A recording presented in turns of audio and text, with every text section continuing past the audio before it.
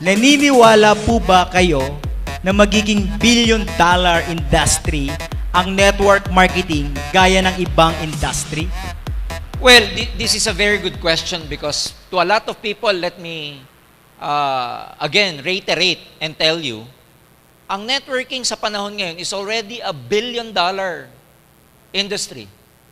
The latest survey that I had, this was about 4 years ago, 2010. Ang networking is about $350 billion industry already.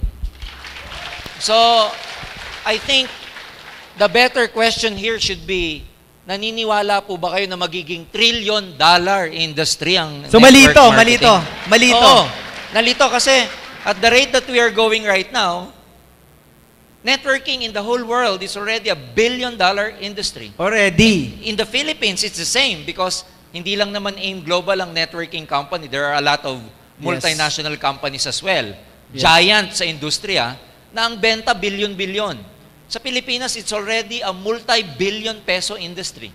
And there was a lot of prediction in the past, especially bago magkaroon ng economic change or economic challenge ng Amerika, being the economic, siya po yung tinatawag na superpower, the only superpower in terms of economy and military speaking, Amerika na lang ang nagganon. Prior to the recession in the States, there was a prediction that the network marketing industry will hit the trillion-dollar mark bago nagkaroon ng recession.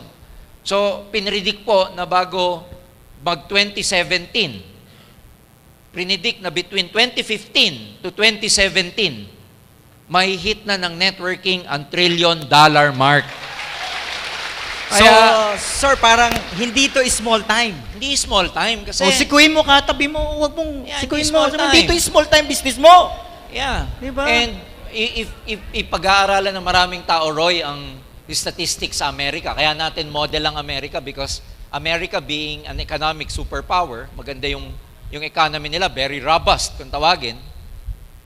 Alam nyo, karamihan ng self-made millionaire sa Amerika ngayon, galing sa industriya ng network marketing. Ito yung mga future self-made millionaire. Wala rin pupunta. Itong mga taong to, ito rin na magiging self-made millionaire sa Pilipinas one day. Tama eh. Kaya, so malito, dapat trillion. Trillion. The Trillion. better question should be, magiging trillion-dollar industry. Because we're already more than 300 billion right now, dollars. So in just a matter of time, magiging trillion na to.